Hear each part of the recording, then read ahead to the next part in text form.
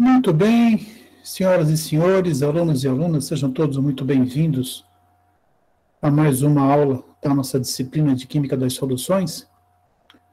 Vamos iniciar os nossos trabalhos de hoje.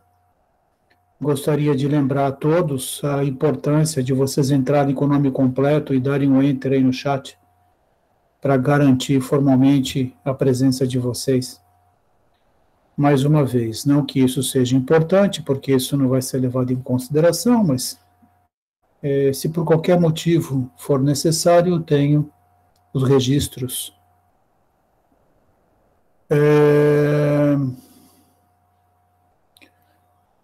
Hoje a nossa aula está um estouro. Vocês podem perceber atrás de mim, né, o meu fundo é um conjunto de pequenas explosões, de fogos de artifícios. Eu achei legal esse fundo porque, de uma certa forma, ele nos relembra fundamentos da química, né? Que isso aqui é um fenômeno espectroscópico. A hora que você fornece calor, né, e você tem uma transição eletrônica associada aos elementos químicos presentes no meio, essas transições eletrônicas fornecem cores diferenciadas. Então, a cor azul, a cor vermelha, a cor amarela, a cor verde, que a gente vê em fogos de artifício, essas cores são responsáveis, ou são responsáveis por essas cores, determinados íons de elementos químicos presentes na mistura. Então, isso é uma coisa muito legal. Quando a gente aprende um pouco de espectroscopia, a gente aprende essas coisas também, né? Eu convidei vocês a vir fazer meu curso, mas ninguém aí se interessou, é uma pena. Veriam coisas como essas, por exemplo. Lembrando a todos, né, que nós estamos aqui estudando Química das Soluções, que nós estamos aqui estudando a primeira disciplina da área de Química Analítica, que nós estamos aqui estudando a primeira disciplina, né, com a qual a gente se envolve com o pensamento analítico, com a ideia de determinação quali e quantitativa de espécies químicas, sejam elementos, sejam íons, sejam moléculas, né? Essa, então, é o propósito inicial, né, dessa disciplina dentro do contexto do conjunto das disciplinas da química analítica. Para a gente estudar a nossa disciplina em particular, a gente começou tentando entender o modelo de como se comportam as espécies químicas envolvidas na solução, ou na formação de uma solução. A gente viu as energias associadas, as propriedades e características dessa espécie, a solução, vimos as soluções homogêneas e as soluções heterogêneas, e a gente viu de que maneira a gente pode modificar as características desses sistemas, né, através de mudanças das suas propriedades, né, e que parâmetros podem ser mudados. E aí, na sequência, a gente veio estudando equilíbrio químico, né, ou seja, a gente começou a trabalhar a ideia de que quando nós temos um processo de transformação, seja químico, seja físico, esse processo, dentro de um modelo que a gente está trabalhando, esse processo não é necessariamente sim ou não, né, ele não é binário, né, ele pode ter todo o conjunto de propriedades entre o sim e o não, e a gente discutiu, por exemplo, na questão de um processo de transformação, a possibilidade da gente ter, atingir equilíbrios dinâmicos, né, nesses equilíbrios dinâmicos,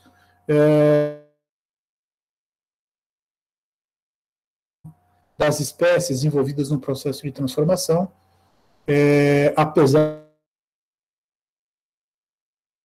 claro, né, por exemplo, se A está reagindo para a forma B, né, se ele atinge o equilíbrio dinâmico,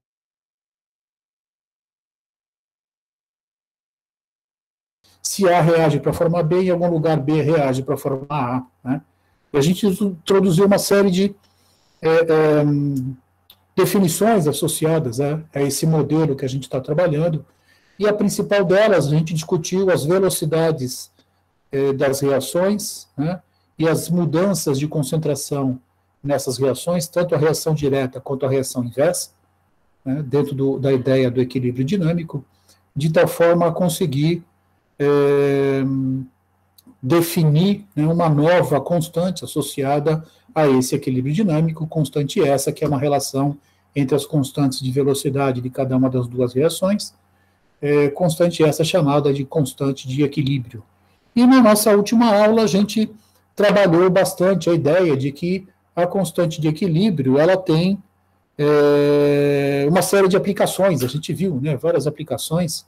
Logicamente, a gente viu só de passagem, a gente está chamando a atenção de vocês, né, porque a partir do fim das minhas aulas e do início das atividades com a professora Rosana, vocês vão ter a chance de se envolver com o estudo, né, dessas aplicações de maneira bastante significativa, né? Então, essa é a ideia. E na nossa aula de hoje, a gente vai continuar falando sobre equilíbrio químico, a gente vai falar sobre de que forma a gente pode modificar, né, ou influenciar o equilíbrio químico dentro de um processo de transformação, e aí sim a gente vai discutir a exaustão, né, uma das mais famosas leis da química, né, que é o chamado princípio de Le Chatelier, né? Mas antes da gente se dedicar a esse estudo em particular, eu queria chamar a atenção de vocês para uma definição muito importante em química analítica em particular, né, que é o conceito de atividade química, tá? E ele está diretamente relacionado à ideia da definição de quantidade de matéria, de concentração, né, de tal forma que a gente trabalha o conceito de atividade dentro desse contexto, né, das concentrações. O importante, principalmente do ponto de vista da atividade, é que ela representa a ideia de que num extremo a gente tem soluções diluídas, no outro extremo a gente tem soluções concentradas. E em ambos extremos a gente tem uma fuga significativa do comportamento ideal, né? Qual é o comportamento ideal? É o comportamento no qual a minha espécie, a minha solução ou a minha substância química, né, ela obedece uma série de parâmetros, né? No caso de soluções, a ideia de solução ideal é aquela solução que tende para diluição, né? E aí, quando a gente trabalha com soluções um pouco mais concentradas, a gente tem problemas seríssimos de trabalhar a ideia, né, da quantidade de espécies em solução, porque a quantidade dessas espécies limita, de uma certa forma, as suas propriedades. Então, vamos falar um pouquinho, antes da gente entrar no princípio de Le Chatelier, sobre a questão da atividade. E, para isso, eu vou passar para a minha apresentação, né? Então, vou sair aqui da minha tela cheia, né, e vou começar o compartilhamento.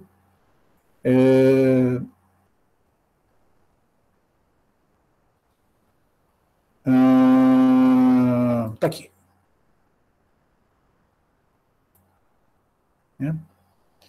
Então, a atividade é uma medida do quanto as interações entre moléculas em uma solução ou em um gás não ideal se desviam da idealidade. Então, essa é a ideia de atividade. É uma forma de você descrever, né, qual é o papel, né, que o soluto desempenha no seio do solvente, né, quando essas interações, né, sofrem desvios da idealidade, né? Como eu chamei a atenção, a solução ideal é aquela solução que se aproxima da solução diluída, né?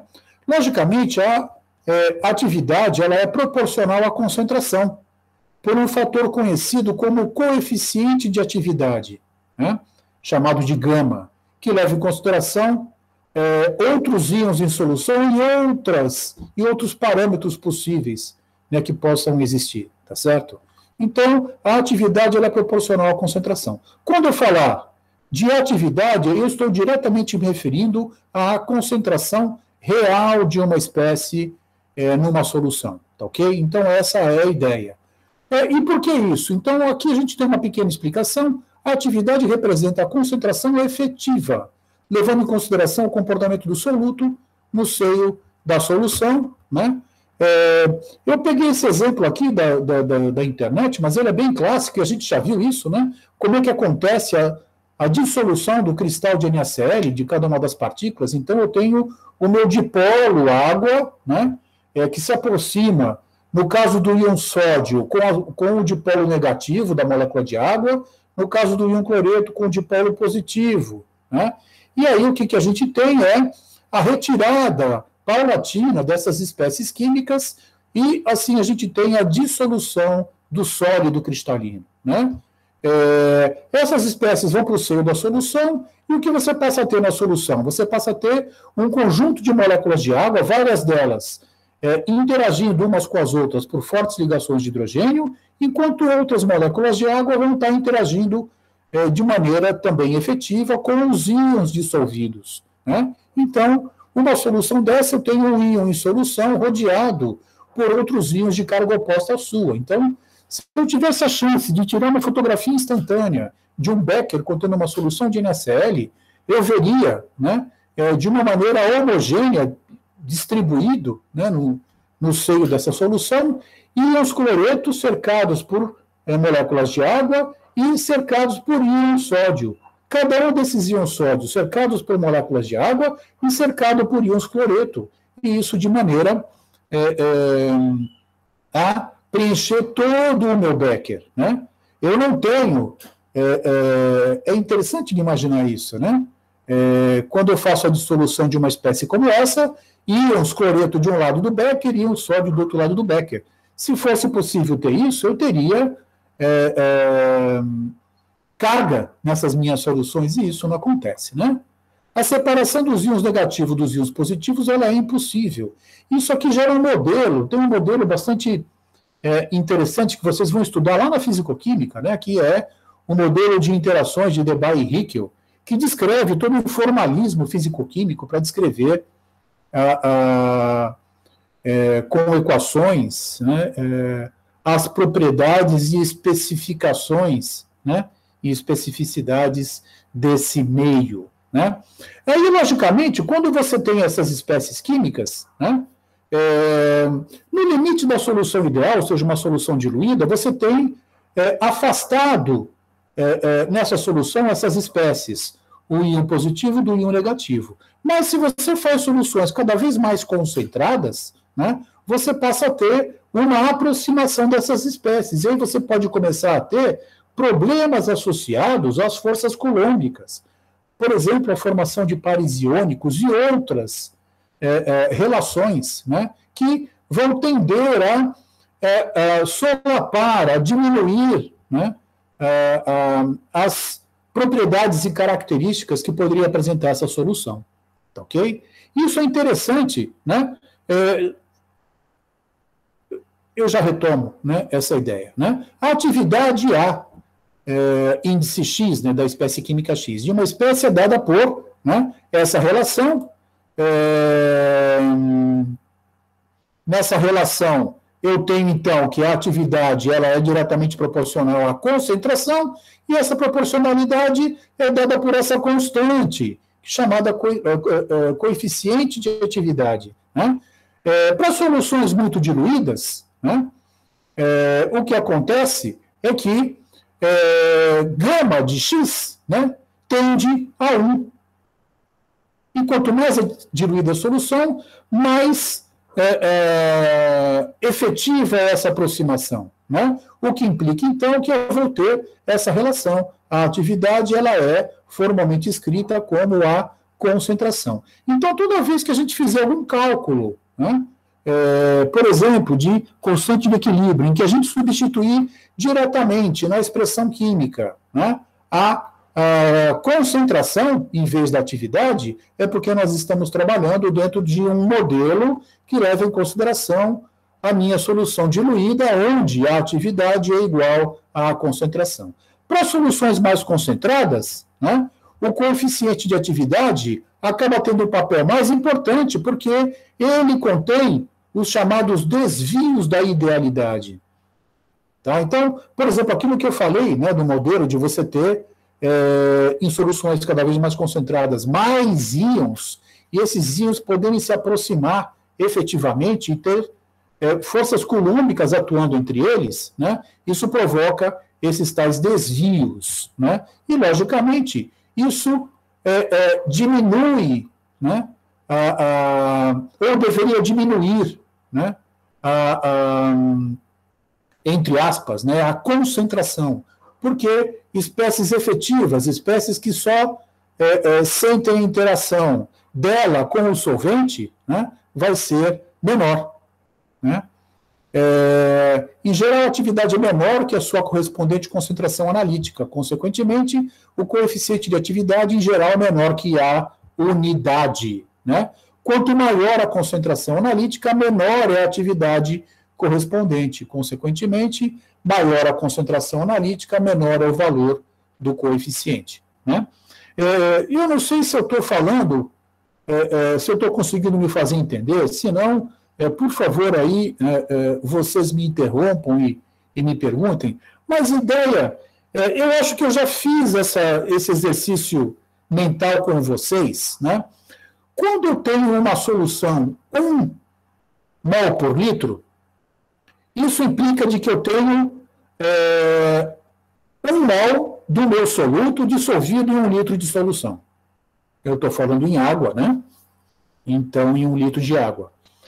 Se fosse uma solução de NaCl, né? O mol do NaCl é sódio 23, mais cloro 35,5, então o mol é 58,5 gramas, né, por mol. Então, para fazer uma solução 1 molar de NaCl, eu vou lá no laboratório, vou na balança, meço 58,5 gramas de NaCl, começo a dissolver isso em água, coloco num balão volumétrico de 1 litro, dissolvo de maneira efetiva e completo o volume até 1 litro. Então, eu passo a ter 58,5 gramas de NaCl dissolvidos em 1 litro de solução. Numa aproximação bastante grosseira, né, a gente pode dizer que eu tenho 1 mol de NaCl em 1 litro de água. 1 litro de água são 1.000 gramas de água. Tá? 1.000 gramas de água, se eu dividir por 18 gramas, que é o mol da água, eu tenho aproximadamente, nessa solução, 55 mols de água. Então, uma solução 1 molar de NaCl tem 1 mol de NaCl em cerca de 55 mols de água. Tirando a ideia de mol, de número de Avogadro, né, eu tenho mais ou menos a seguinte relação nessa solução 1 molar. Eu tenho uma partícula de NaCl, que na verdade é um íon Na+, e um íon Cl-, cercados por 55 moléculas de água, para eu ter o próximo. Vocês me entenderam? Então, quando eu falo de uma solução 1 molar, eu tenho mais ou menos esse quadro. 1 do meu soluto para 55 moléculas de água. Uma solução 0,1 mol por litro, eu tenho que dividir por 10. Então, eu passo a ter 1 soluto para 550 moléculas de água. E quanto mais eu for diluindo, maior é essa relação de moléculas de água, né, comparadas com o meu soluto. Tá ok? Indo para o outro extremo, se eu faço uma solução 2 molar de NaCl, então eu posso ter agora a minha partícula de NaCl, ou seja, íon N+, Na+ e Cl-, com 55 sobre 2, ou seja, cerca de 27 moléculas de água. Então, eu vou aumentando o número de partículas do meu soluto em relação ao número de partículas do meu solvente. E aí que entra a ideia da atividade. Porque a atividade, então, ela vai nos permitir descrever as propriedades da minha solução através de uma concentração real e não aquela que foi aqui nós usamos para produzir o nosso meio, e sim aquela que é responsável pelas propriedades que a gente observa da nossa espécie química, tá certo? Em soluções extremamente diluídas, a atividade se iguala à sua correspondente concentração analítica, como a gente viu, né? O coeficiente de atividade nesses casos é igual à unidade, portanto, os valores de gama, né, vão estar entre 1 ou valores menores. Quando é 1, solução muito diluída, e soluções cada vez mais concentradas, menor do que 1. Né? O coeficiente de atividade é uma função do que a gente chama de força iônica, que é um termo que vocês já devem ter ouvido falar, né, variadas vezes. E ele pode ser calculado da seguinte forma: a força iônica tem uma expressão. A força iônica é dada por meio que multiplica, né, as características do meu componente 1, do meu componente 2, do meu componente N, do meu enésimo componente, onde, né, C é a concentração molar de cada espécie, né, e Z é a carga de cada espécie. Né? E essa força iônica era depois utilizada para se calcular dentro da expressão de Debye e Hickel, né, o valor efetivo do coeficiente de atividade. Então, para cada espécie química, quem são as espécies? Íons sódio, íons cloro, íons sulfato, íons potássio, íons bromo, íons iodo, íons nitrato, e por aí vai, íons né, amônio, magnésio, cálcio, todas essas espécies químicas que são passíveis de serem solubilizadas em água, né, a gente pode calcular essa força iônica, né, e, logicamente, vocês estão percebendo que essa força iônica tem uma dependência, né, com a concentração, aumenta a concentração, aumenta o valor, e também tem uma dependência com a carga. Então, íons de carga alta, né, por exemplo, o sulfato, a carga é divalente, né, ele tem uma força iônica maior do que o íon nitrato, que tem carga monovalente, e assim consecutivamente. Então, essa força iônica tem um papel importante, né, para que a gente possa compreender como é que a gente exprime essas concentrações. Tá ok? Mais uma vez, por que eu chamo a atenção? Porque, formalmente, quando a gente calcula a constante de equilíbrio, a gente deveria estar usando a atividade, né? Como a nossa aproximação é de trabalhar com concentrações sempre baixas ou muito baixas, com soluções próximas do limite da idealidade, a gente passa, então, a ter uma aproximação bastante significativa, que é a concentração, ela é muito próxima, né, da atividade, ou vice-versa, a atividade é muito próxima da concentração, e podemos utilizar, então, a concentração fornecida da nossa solução. Tá ok? Então, era isso que a gente queria chamar a atenção de vocês, né, de tal forma que a gente aqui consegue explicitar, né, de maneira clara essa dependência das concentrações. E é muito legal, né? A gente falou, quando a gente falou lá de soluções, das propriedades coligativas, né? Então, vamos tentar não embolar as coisas, né? Uma coisa é as propriedades que a solução vai ter a partir das concentrações dos solutos dissolvidos. E quando eu falo das propriedades, são propriedades macro, né?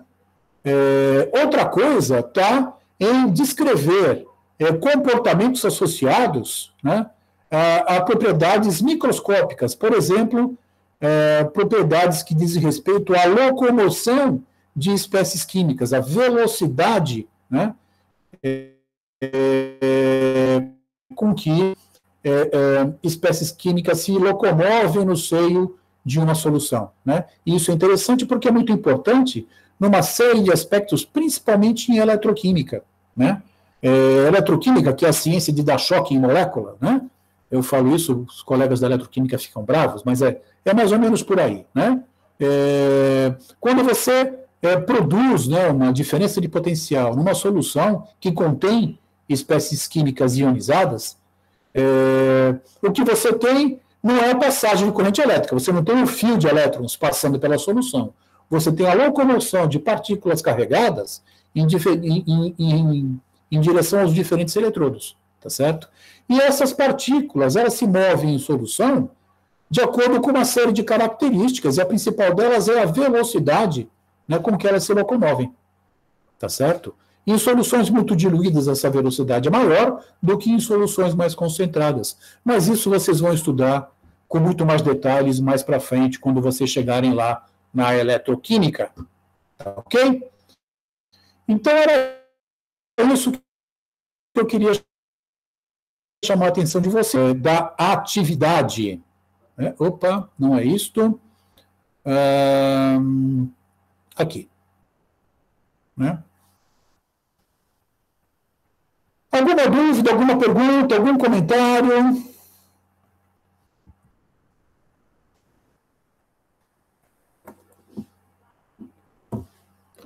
Muito bem. Então, nós vamos voltar agora para o assunto, né, que realmente é o tema da aula de hoje.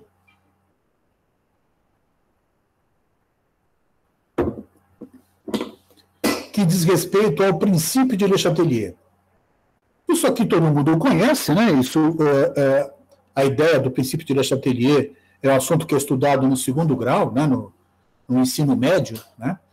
O que a gente vai fazer aqui é explorar algumas coisas. Desculpem.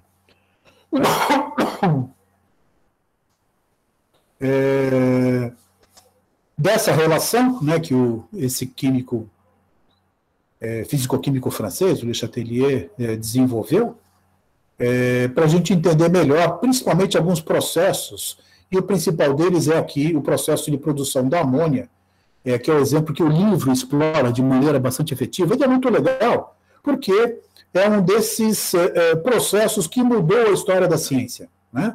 Então, só antes da gente estudar o princípio de Le Chatelier, não custa chamar a atenção. Essa reação aqui ela não é favorecida termodinamicamente, então você tem que manipular a reação. E o que o Fritz Haber, um alemão, um químico alemão, descobriu foi um método de você implementar essa reação. Né? Ele patenteou esse método, ficou extremamente rico, e, além disso tudo, ele conseguiu aumentar de maneira vertiginosa a produção de NH3. Para quem não sabe, NH3 é um dos elementos químicos fundamentais na produção de fertilizante. Então, no início do século XXI, quando isso aconteceu, quando esse processo desenvolvido pelo Haber foi efetivado, a produção de alimentos em nível mundial cresceu de maneira fundamental, permitindo que, então, a gente tivesse a produção de alimentos, a gente tivesse uma diminuição significativa do problema da fome, né, que assolou o nosso planeta no século XIX, né, propiciando, inclusive, uma migração significativa, né? Muita gente saiu da Europa para ir para o mundo novo, Estados Unidos e América do Sul, fugindo da fome, né?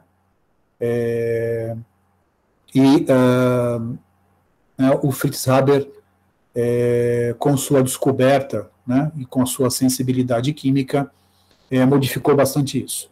Em função disso e de algumas outras descobertas, né, o Fritz Haber foi um químico de mão cheia. Ele foi indicado e recebeu o Prêmio Nobel em 1919, né, sob inúmeras reclamações, né, porque uma das grandes contribuições, se dá para chamar dessa maneira, né, do Fritz Haber, ele desenvolveu armas químicas para a Alemanha, né, nos seus laboratórios foram produzidos gás laranja, gás mostarda e uma série de outros gases conhecidos como as armas químicas, né, e responsáveis por uma matança significativa na Primeira Guerra Mundial, né? Então, em função disso, que muita gente reclamou da concessão do Prêmio Nobel, né, ao nosso amigo Fritz Haber. Independentemente disso, né, ele descobriu, não foi ele que jogou, é a discussão da bomba atômica, né, e do pessoal que desenvolveu a bomba atômica. Então, é uma discussão que não tem fim, né? Mas a reação é basicamente essa: você pega nitrogênio, coloca em contato com hidrogênio e essa reação produz NH3. Né? Se nessa reação você aumentar a pressão, né, você aumenta a quantidade de amônia presente no equilíbrio. E se você diminui a temperatura, a quantidade de amônio no equilíbrio também aumenta. E aí, né, como é que a gente pode entender um pouco esse quadro? Né? A gente pode entender esse quadro baseado no famoso princípio de Le Chatelier. Se um sistema em equilíbrio ele é perturbado, né, o que vai acontecer é que esse sistema ele vai se reordenar, se reorganizar, né, de tal forma que essa perturbação que foi produzida seja neutralizada. Tá ok? Então, nesses dois casos que tem aqui, se eu aumento a pressão, o meu sistema vai responder no sentido de diminuir a pressão como um todo. Né? E se eu diminuo a temperatura, o meu sistema vai responder de tal forma a fazer com que essa diminuição da temperatura, né, seja minimizada. Né? Ou se deslocando no sentido da formação de produto ou se deslocando no sentido da formação de reagente. É lógico, né, que nessas duas situações aqui, a gente está falando que a quantidade de amônia aumenta no equilíbrio, é porque aumentar a pressão e diminuir a temperatura favorecem a formação de produto. Então, essa é a ideia. Tá certo? Né? E vamos tentar entender, né, primeiro para o processo industrial como um todo e depois de uma maneira genérica, né, como é que isso acontece. Então, tem aqui dados experimentais para a reação de nitrogênio com hidrogênio para formar NH3, né, tanto do ponto de vista da pressão quanto do ponto de vista da temperatura, né, olhando para a porcentagem de NH3 produzida quando se atinge o equilíbrio. Então, quando eu uso 200, variando, 300, 400, 500 atmosferas de pressão, né? E quando eu venho de 600, baixando para 500, para 450, para 400 graus Celsius de temperatura, o que a gente observa é que eu vou tendo um aumento gradativo e sistemático até o conjunto de pontos entre 500 atmosferas e 400 graus Celsius, em que eu tenho o máximo da produção de NH3. Tá? E aí, como é que você pode entender isso? Né? Como é que você pode generalizar esse tipo de comportamento? Né? Né? Então, vamos primeiro falar, né, sobre variação de concentrações. Tá certo? Então, vamos considerar o processo, né, como um todo. Então, nitrogênio, hidrogênio para produzir NH3. Se eu adicionar mais hidrogênio, quando o sistema está em equilíbrio, o sistema deve responder para neutralizar essa quantidade a mais adicionada. Essa é a ideia do princípio de Le Chatelier. Ok? Então, como é que eu posso pensar? Bom, eu coloco nitrogênio e hidrogênio, tá certo? Para reagir, deixo a reação acontecer, espero atingir o equilíbrio. Aí o que aconteceu? Eu vou ter lá no equilíbrio uma determinada quantidade de N2, uma determinada quantidade de H2 e uma determinada quantidade de NH3. Equilíbrio. Não mais se modificam as concentrações. Aí eu vou e adiciono mais um dos reagentes. E o que vai acontecer? Né? O sistema deve consumir essa quantidade de hidrogênio adicionada, ou seja, vai produzir mais produto, né, até que um novo equilíbrio seja estabelecido. Sendo assim, eu vou ter uma diminuição da concentração de H2, uma diminuição da concentração de N2 e o aumento da concentração de NH3. E esse quadro aqui mostra exatamente isso. Então, no equilíbrio inicial, eu tenho uma quantidade de H2, uma quantidade de NH3 e uma quantidade de N2 no equilíbrio. Aí eu vou e aumento a quantidade de hidrogênio. E aí a reação ocorre de novo. Então, H2 é consumido, N2 é consumido, né? E mais NH3 é formado. Para se estabelecer um novo equilíbrio, uma nova relação. Essa relação não tem que ter as concentrações? Não, né? A relação entre elas tem que ser a mesma, mas não as mesmas quantidades. Tá ok? Tá? Então, do ponto de vista de generalização, perdão, né? A adição de um reagente ou de um produto desloca o equilíbrio. E de que maneira? Desloca o equilíbrio para longe do aumento. Enquanto que a remoção de um reagente ou do produto desloca o equilíbrio no sentido da diminuição. Tá ok? Isso aqui é interessante, né? Porque você adiciona um reagente, né? Você vai formar mais produto. Você adiciona um produto, você desloca o equilíbrio para formar reagente. Tá? Se você retira, né, um reagente ou um produto, você tem um deslocamento, né, no sentido de diminuir mais ainda essa quantidade desse material que você está retirando. Tá ok? Assim, para otimizar a quantidade de produto no equilíbrio, a gente precisa inundar o recipiente de reação com o reagente e continuamente remover o produto. Essa é a ideia. Né? E foi essa ideia que o nosso amigo Fritz Haber usou no projeto dele de produção de amônia. Tá certo? Então, a gente tem aqui, e é muito legal, né, do livro trazer essa ideia, porque isso, de uma certa forma, nos permite tomar contato com um processo de produção industrial, que é uma coisa que, na maior parte das vezes, não faz parte do universo do curso de bacharelado em Química, né? Mas essa aqui é uma planta industrial de produção de amônia. Ela é exatamente, claro, isso aqui está em termos modernos, não foi exatamente dessa maneira, né, que o Fritz Haber desenvolveu o seu primeiro protótipo, mas as plantas hoje produzem assim, né? E qual é a ideia, né? Então eu tenho por aqui um alimentador dos gases pré-aquecidos. Então, externamente, eu tenho grandes containers contendo os reagentes. Que reagentes? Gás hidrogênio e gás nitrogênio, né? Eles são pré-aquecidos, então eles entram aqui já a uma temperatura determinada, próxima da temperatura de reação, tá certo? E eles passam por uma serpentina de aquecimento, onde eles vão, então, ser colocados na temperatura que se quer a reação, em torno de 400, 450 graus Celsius, tá certo? E aí eles passam por uma região onde eu tenho um catalisador, né? E é aqui onde a reação acontece. Então, esse meu catalisador permite um choque molecular entre amônia, entre nitrogênio e hidrogênio, de tal maneira a produzir amônia.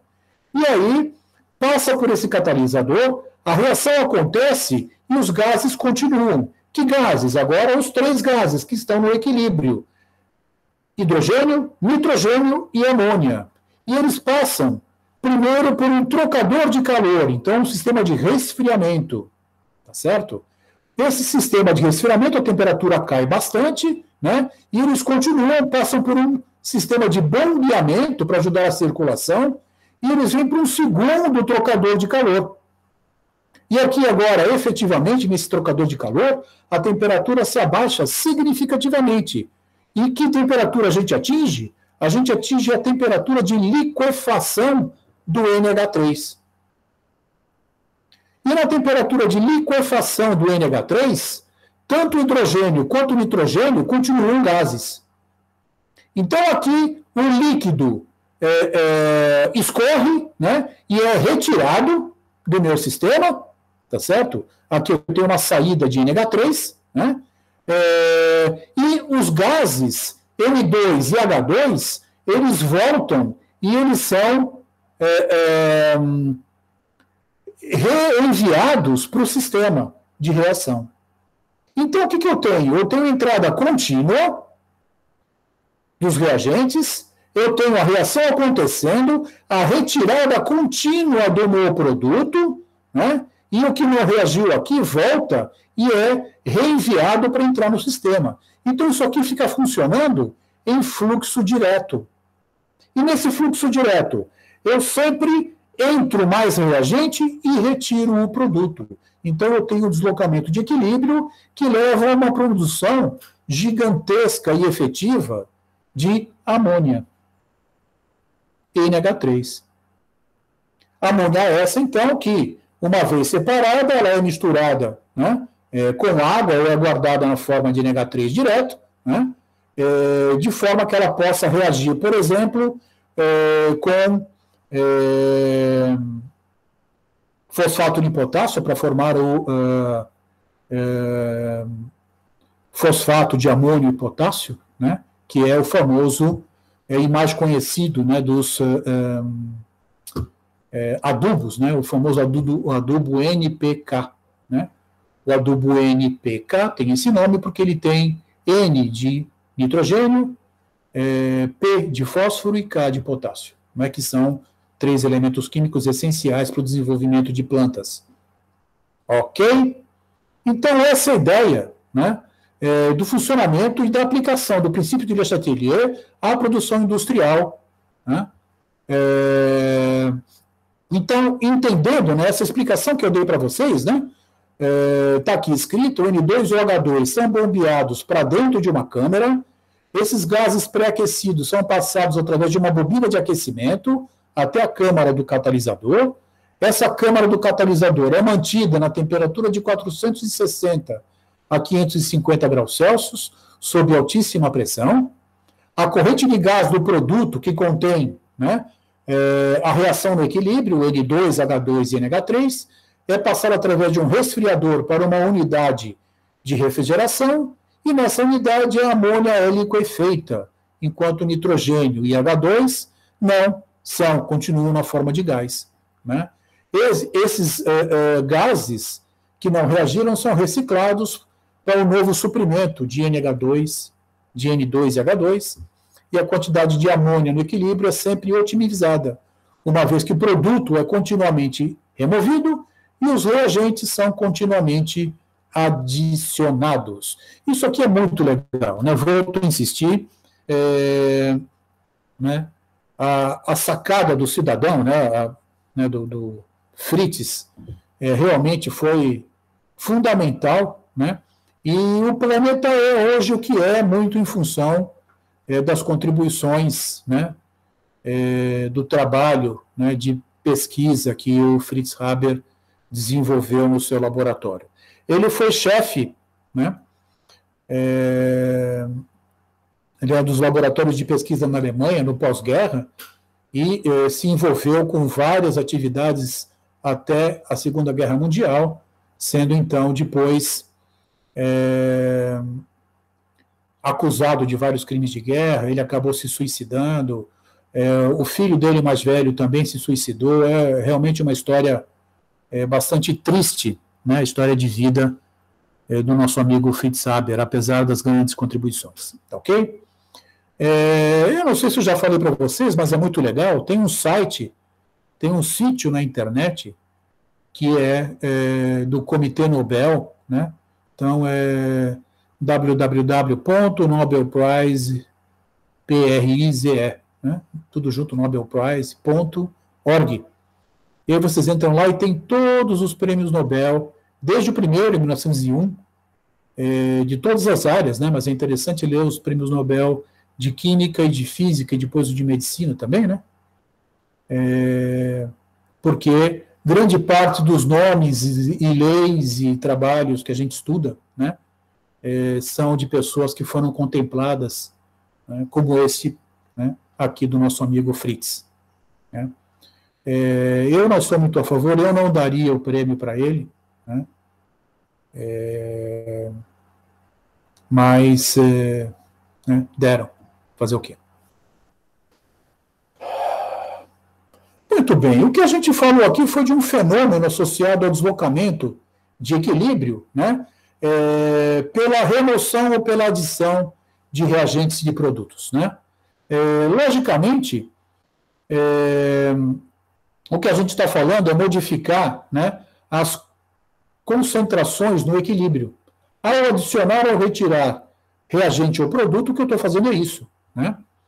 Eu estou modificando as quantidades de reagentes e de produtos, né? E, logicamente, o que o meu sistema vai fazer, ele vai responder de tal maneira a diminuir, né, essa modificação. Então, a análise que tem que ser feita é essa, né? Eu tenho meu equilíbrio, no meu equilíbrio eu tenho, né, uma constante de equilíbrio que me explicita se no equilíbrio eu tenho mais reagente ou mais produto, e eu tenho que analisar se a retirada de um ou de outro, né, o que produziria de melhor para minha situação, tá certo? Então é isso, é esse tipo de análise que a gente tem que fazer. Os efeitos das variações de volume e pressão, né, à medida que a gente diminui o volume, a pressão aumenta, essa é uma relação básica, né? Vocês já estudaram isso, né, na equação de estado do gás ideal, né? E o princípio de Le Chatelier, aplicado a isso, diz para a gente que se a gente aumenta a pressão, o sistema, o equilíbrio vai se deslocar no sentido de neutralizar esse aumento da pressão. Tá ok? Ou seja, o sistema se desloca no sentido de remover gases para diminuir a pressão. Logicamente, se eu tenho uma reação em fase gasosa, como essa que a gente está falando aqui, né, a reação de produção da amônia, o meu sistema vai se deslocar no sentido de aumentar a produção de reagente ou de produto onde eu tenha o menor valor de pressão. Tá? A gente já volta a falar. O aumento na pressão favorece o sentido que tenha menos quantidade de matéria do gás. Em uma reação com a mesma quantidade de matéria de produtos e reagentes, essa pressão não tem efeito, né? Mas, no caso dessa reação aqui, que a gente começou estudando, né, do N2O4, formando 2NO2, né? Então aqui eu tenho uma quantidade de matéria e aqui eu tenho duas quantidades de matéria. Se eu aumentar a pressão, no equilíbrio atingido, qual vai ser, né, a resposta do meu sistema? Vai ser de produzir isto, porque aqui eu tenho menos pressão do que aqui. O aumento na pressão, né, favorece a formação de N2O4 incolor. No instante em que a pressão aumenta, o sistema não está em equilíbrio e a concentração de ambos os gases também aumenta, né? Logicamente, o sistema vai se deslocar no sentido de reduzir a quantidade de matéria desse gás, né? Assim, a reação inversa é favorecida, né? No caso, perdão, vamos voltar aqui para a reação. Cadê a reação? Opa! Aqui, né? No caso dessa reação, né, se eu aumentar a pressão, né,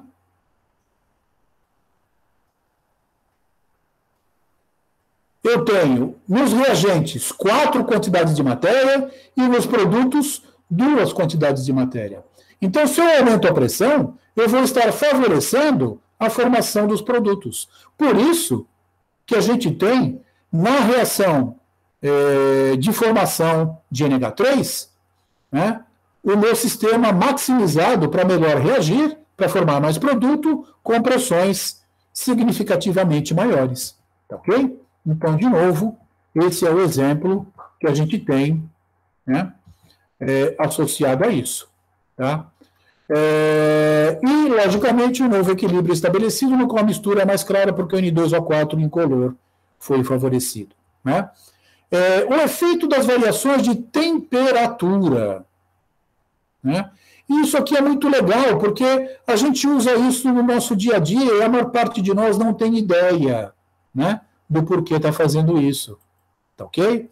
Então, vamos lá. É óbvio que a constante de equilíbrio depende da temperatura. Se eu modifico a temperatura, eu vou modificar a minha constante de equilíbrio. Mas dentro de uma determinada faixa, né, essas mudanças não são muito efetivas. Então, eu posso fazer uma aproximação bastante razoável de que, né, sob determinadas condições, né, eu posso trabalhar a ideia de que eu posso aumentar ou diminuir a temperatura de tal forma, né, que a minha constante de equilíbrio permaneça numa faixa, né, bastante razoável. E aí, pensando nisso, né, para uma reação endotérmica, ΔH, ou seja, a entalpia da minha reação, é maior que zero. E o calor pode ser considerado um reagente.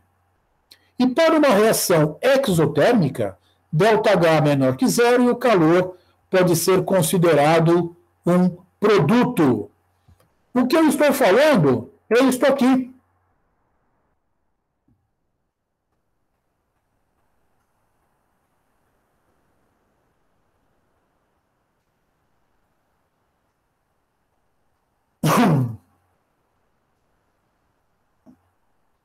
Já voltamos, né? Vamos manter aqui a nossa sequência, né?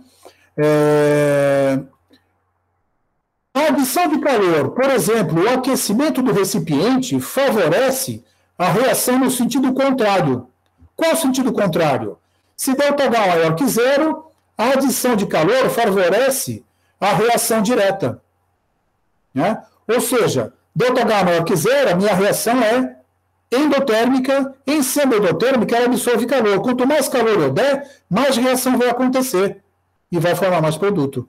Né? E se ΔH é menor que zero, a adição de calor favorece a reação inversa.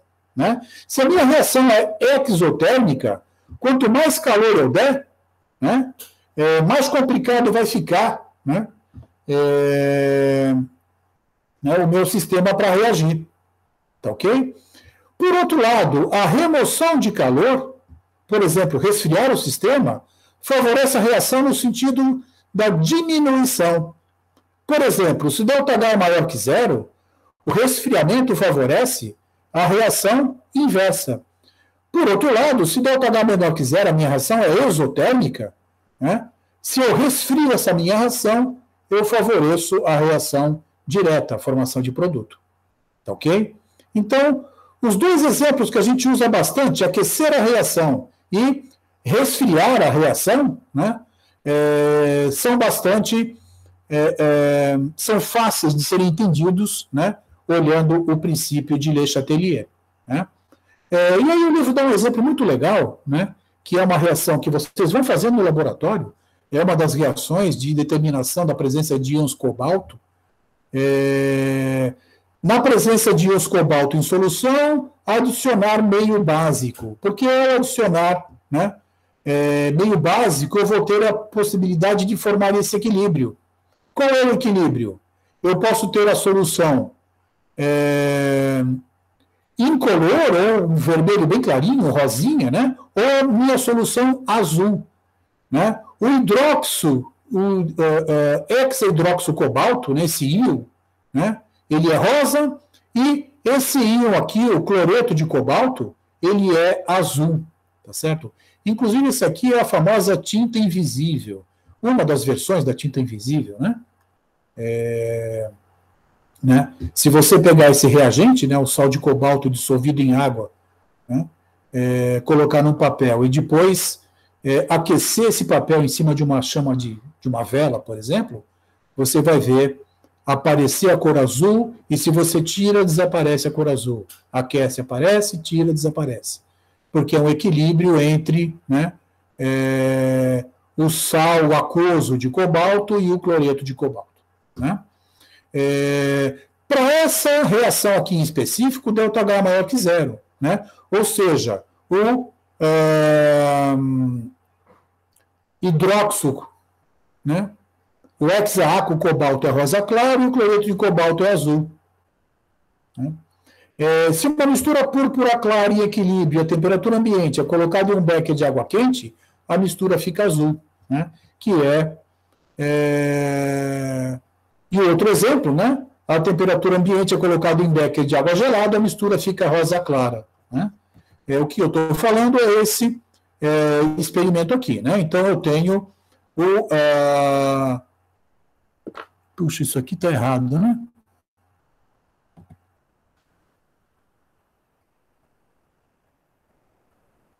Aqui é H2O.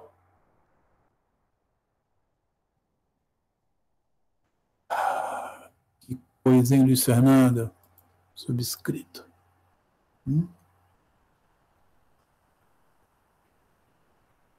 Isso. Salva. Ok.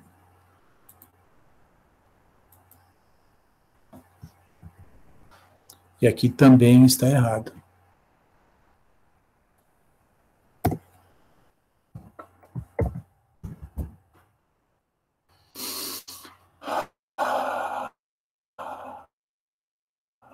Que beleza.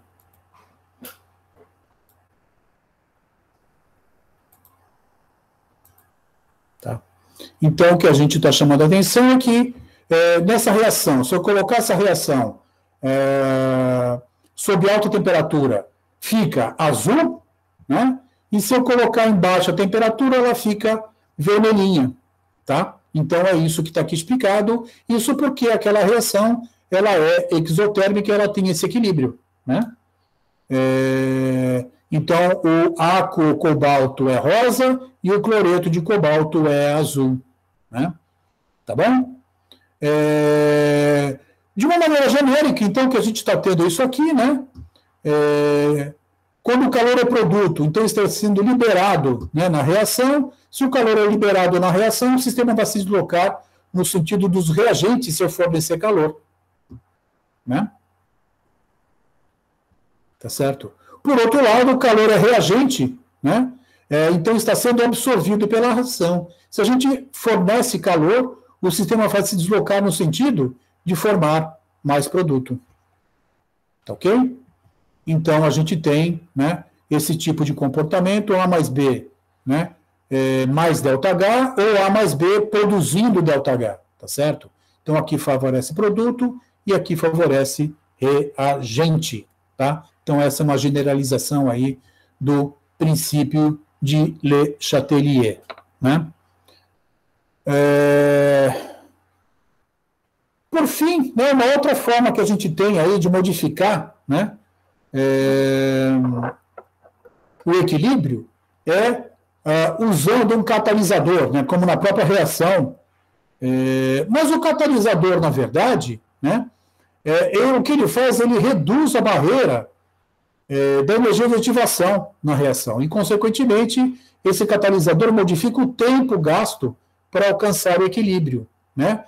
O catalisador não vai afetar a composição, ele modifica o tempo, né? Ele faz a reação acontecer de maneira mais efetiva, tá ok? Então, o que ele faz é modificar a posição dessa barreira, né? Ele não muda o caminho com que a reação acontece. Tá? Né? Isso é muito legal, né? Eu gosto de chamar a atenção, inclusive, porque aqui no livro, né, o catalisador diminui o tempo gasto para alcançar o equilíbrio. Eu não gosto muito dessa ideia, né? Na verdade, o catalisador ele modifica o tempo gasto, né? Tem catalisador. Na maior parte das vezes a gente usa o catalisador para isso, para modificar o tempo, né? Mas a gente tem um catalisador, por exemplo, de uma reação bastante conhecida, que é a reação de fissão nuclear, né, do urânio 237. Por exemplo, o sistema no qual funciona a usina nuclear de Angra dos Reis, né? E nesse sistema o que você tem, basicamente, é a fissão nuclear. Então, o urânio 237 ele decai, né, emitindo raios gama, né? E essa reação ela é controlada com enormes tubos de grafite, né, que é um excelente absorvedor de radiação gama, de tal maneira que a reação ela é controlada para produzir energia, né, que é dominada, né, que é organizada. Se você deixar o sistema acontecer por si só, você vai ter uma explosão atômica aí. É o efeito de uma bomba, né? Então, isso não faz sentido, né? Então, o catalisador, né, o grafite, ele aqui é usado para para controle, né, para aumentar o tempo para atingir o equilíbrio. Tá ok? Qual é o equilíbrio? Toda a fissão nuclear, né, do material lá disponibilizado. Tá ok? Então é isso, né? Lembrando para vocês que nessa segunda aula, né, nesse segundo assunto, perdão, o que a gente falou com vocês, né, foi e mostrou para vocês foi como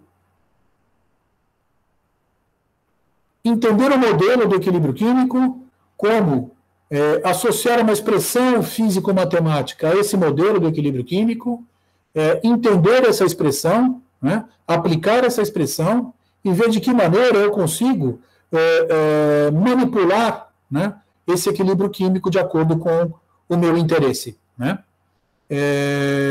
Então, de novo, da mesma forma como a gente mostrou para vocês, quando estudamos propriedades das soluções, agora aqui em equilíbrio químico, a gente mostrou para vocês um caminho com início, meio e fim, né, para que vocês possam ter uma noção, né, do que é equilíbrio químico, do ponto de vista da necessidade que vocês vão ter agora, né, de aplicar, né, o conhecimento de equilíbrio químico nos mais variados sistemas que vocês vão estudar. Né?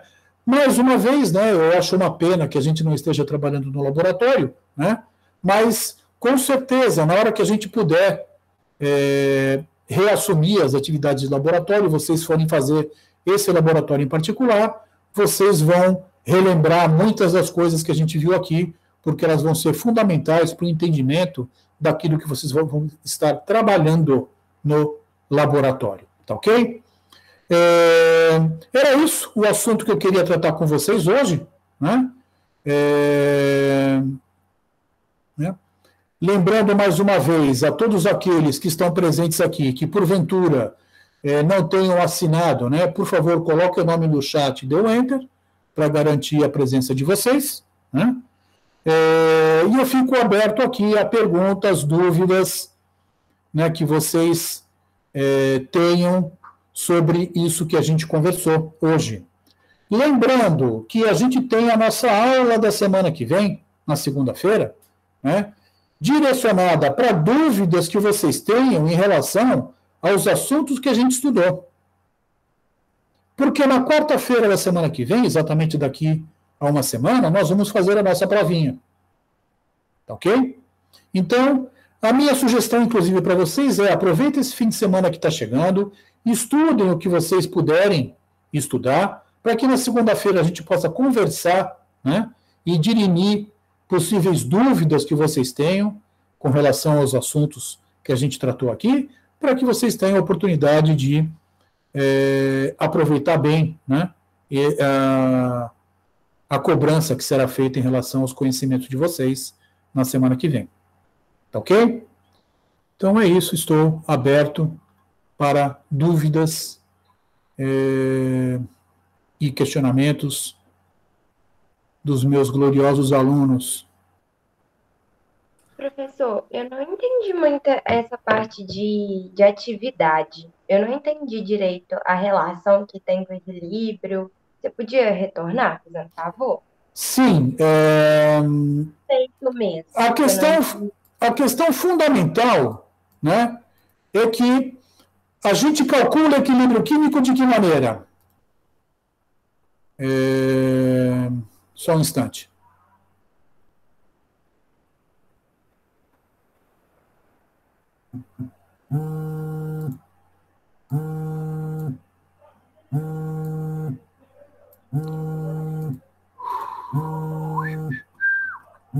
Tentando achar uma expressão aqui.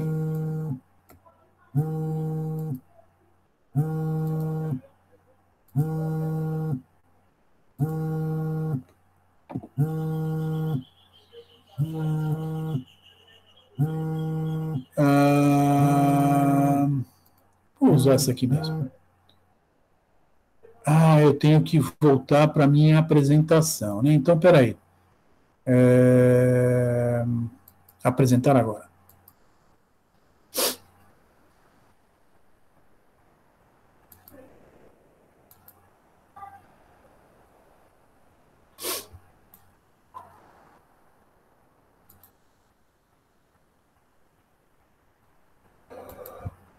você não pode esquecer, né, a primeira coisa que é importante, que a expressão para constante de equilíbrio leva em consideração as concentrações das espécies no equilíbrio. Então, quando a gente trabalha, né, com concentrações, né, para calcular, né,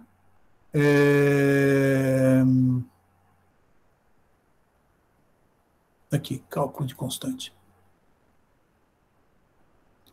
Para calcular para uma relação genérica qualquer, né, a expressão, o valor da constante de equilíbrio, né, eu ponho aqui, né, o valor numérico da concentração de cada uma das espécies. O que eu trouxe para vocês foi a ideia de que em sistemas reais, em sistemas que a gente vai no laboratório, né, e trabalha, para eu calcular esse valor, eu não coloco aqui a concentração em quantidade de matéria. A concentração que eu coloco aqui é a concentração efetiva. E a concentração efetiva chama-se atividade. Né? Na maior parte dos casos que a gente vai trabalhar, né, a atividade ela é aproximadamente igual, ou muito próxima de, ou igual, né, à atividade. Concentração e atividade são, né, podem ser aproximadas, porque são soluções diluídas, são soluções nas quais as concentrações são muito baixas. Ok? Então, nessas condições, a gente não tem problema de trabalhar com a concentração que lhe é fornecida. Como, por exemplo, aqui, o exemplo que a gente deu na aula passada, para calcular a concentração de íons H3 ou mais. Eu calculei aquela concentração em termos de concentração, quantidade de matéria, né? Que é essa expressão que está aqui, né? O cálculo que a gente fez aqui, né, para o ácido acético, tá certo? E nessa condição, eu trabalhei, né, com concentração da ordem de 0,1 mol por litro. Tá? Mas é uma solução diluída. Tá certo? Se essa solução fosse mais concentrada, eu teria problema, eu não trabalho mais com quantidade de matéria, eu tenho que necessariamente trabalhar com atividade. Porque na atividade eu tenho o chamado coeficiente de atividade que engloba, né, os desvios da idealidade. Então isso aqui é parte desse modelo que a gente está montando para entender esse comportamento. Tá bom?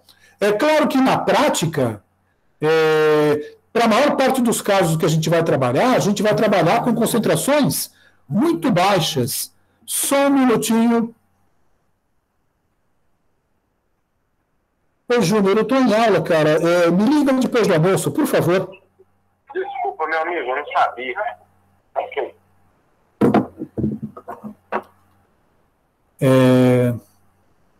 Bom, vocês passam por isso, né? É muito engraçado, né? A gente trabalhar em casa tem esse tipo de situação, né? Você está no meio da aula e toca a campainha e alguém que quer te vender alguma coisa. Está bom. Então é isso, né? Você tem essa questão. Para todos os efeitos, a atividade é igual à concentração. Tá certo? Que é o que a gente trabalhou, né, dentro do conceito que nos foi colocado aqui. Né? A atividade, né, é uma medida de quantas interações entre moléculas se desviam da idealidade, né, e ela é proporcional à concentração, por um fator conhecido como coeficiente de atividade. Né? Então é isso. Para soluções muito diluídas, gama de X é igual a 1. Né? Para soluções mais concentradas, e aí entra aquela história que eu estava tentando fazer vocês pensarem, que é idealizar uma solução que tem um soluto para 55 solvente, que é a solução 1 molar. Tá certo? Uma solução mais concentrada que 1 molar, que é o limite que define, né, o nosso modelo. Vocês vão ver isso com a Rosana, mas todo mundo sabe que a faixa de pH vai de 0 a 14. Alguém sabe me dizer por quê? Porque isso é um modelo, né? pH igual a 0 equivale, pelas contas, solução 1 mol por litro de um ácido forte. Solução mais concentrada do que essa, eu começo a ter problemas. E aí os problemas são devidos, por exemplo, à proximidade das espécies carregadas. E aí começam a surgir desvios da idealidade. A solução não se comporta como ela devia se comportar. Por isso eu tenho esses limites. pH 14 equivale à solução 1 mol por litro de NaOH. Tá? Então são os dois limites. Ah, mas então não é possível fazer uma solução 3 mol por litro de litro? Claro que é. Só que essa solução não responde mais a este modelo. Eu preciso trabalhar com outro modelo para explicar suas características. Tá ok? Então isso é fundamental. E dentro desse contexto, a gente trabalha com atividade, né? Só que na nossa aproximação, por ser uma solução muito diluída, a atividade, né, ela é igual à concentração. Por quê? Né? Aqui está errado, né? Aqui não é gama de X, aqui assim, atividade. Né?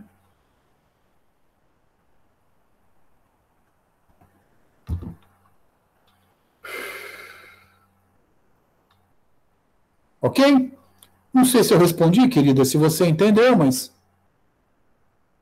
Entendi sim, professor. Obrigada, tá? Luiz Fernando, Oi, fala, Breno. naquele slide de síntese de amônia, estava falando que se você aumenta a quantidade de H2, você está deslocando a reação no sentido de formação de produtos para consumir isso. Só que se você aumenta a quantidade só de um dos reagentes, isso de certa forma não limita a reação por conta da estequiometria? Não. Né? Que é o que está aqui mostrado nesse gráfico. Tá certo? Nesse gráfico aqui mostra o aumento, perdão. Vocês estão vendo minha tela? Sim. Tá, né? Esse gráfico exprime exatamente isso que você me perguntou, né? Então, a reação aconteceu, tá certo? E essa reação atingiu o equilíbrio. E no equilíbrio eu tenho essa concentração de H2, essa concentração de N2 dos meus reagentes e essa concentração de NH3. Tá ok? E aí eu vou lá e aumento a concentração de um deles. Aqui no caso aumentou a concentração de H2. Tá certo? Então, se eu aumentar a concentração dele, o que o meu sistema vai fazer? Meu sistema vai responder de forma a minimizar esse aumento. E aí, a minimização desse aumento, dessa concentração, de um dos reagentes, vai levar a reação dele com o outro reagente para formar mais produto. Eu posso aumentar a concentração de um dos dois, ou posso aumentar a concentração dos dois. Independentemente de quem, né, do que eu esteja fazendo, se eu aumento a concentração de reagente, eu vou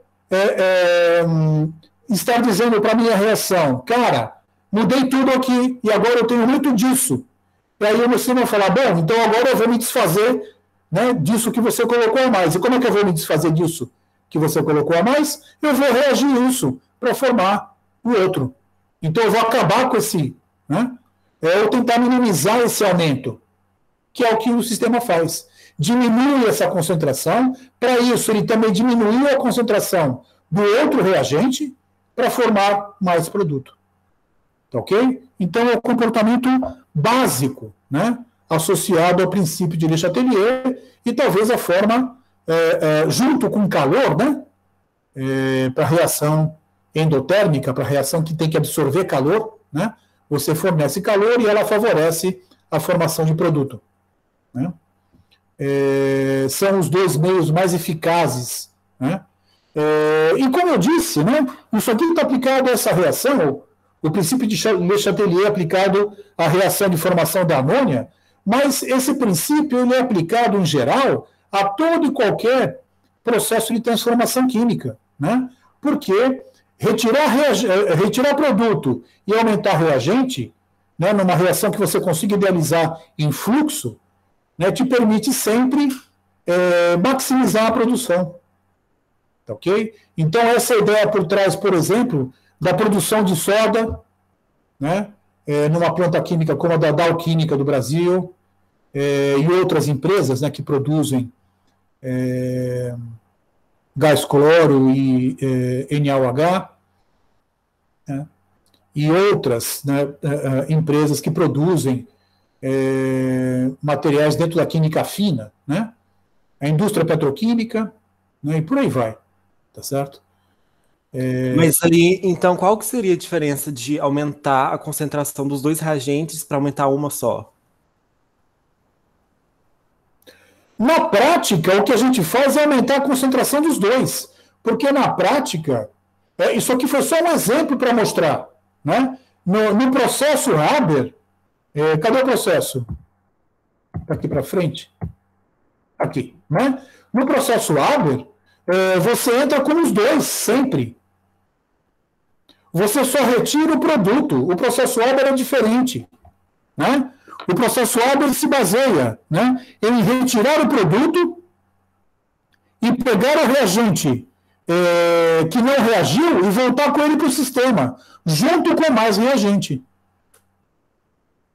Então, no processo Haber, eu tenho as duas coisas acontecendo. Eu coloco mais reagente e retiro o produto. Por isso, a maximização, né, a mais próxima do ideal possível nesse processo. Mas porque também o sistema permite, né? Um sistema em fase gasosa, que gera um líquido, que pode ser líquido no produto, né? A temperatura de liquefação da amônia é uma temperatura próxima, em torno de menos 10, menos 15, né? Graus Celsius. Você forma a amônia líquida. Até os anos 30, os anos 40, perguntem para a avó de vocês, né? Todas as geladeiras usavam amônia como sistema de refrigeração, né? As casas antigas tinham um cheiro desgraçado de amônia na cozinha. Por isso que toda a cozinha tinha uma porta de separação para a sala, por causa do maldito cheiro de amônia. Nas casas do começo do século XX, né? Tá bom? E aí, nessa temperatura, você liquefaz a amônia, separa o NH3 líquido e gás hidrogênio e gás nitrogênio continuam na forma gasosa. E eles são redirecionados para entrar aqui como reagentes. Então, no processo de produção do Fritz Haber, né, as duas coisas acontecem. Eu retiro o produto e insiro o reagente. Tá ok? Entendi, obrigado.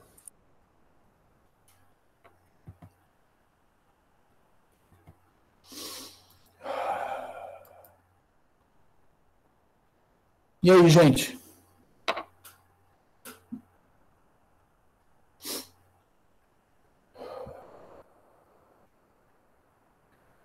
Bom, se mais ninguém tem nenhuma dúvida, comentário ou qualquer outra coisa relacionada à nossa aula de hoje, né, a gente vai terminando por aqui, né, lembrando que assim que eu receber a gravação da aula, eu coloco ela no ar, né, e que esse material que eu mostrei aqui de suporte também vai estar lá disponibilizado para vocês. Tá bom? Sendo assim, desejo a todos aí uma excelente manhã, fim de manhã, né? Um bom fim de semana, a gente volta a se encontrar na segunda-feira.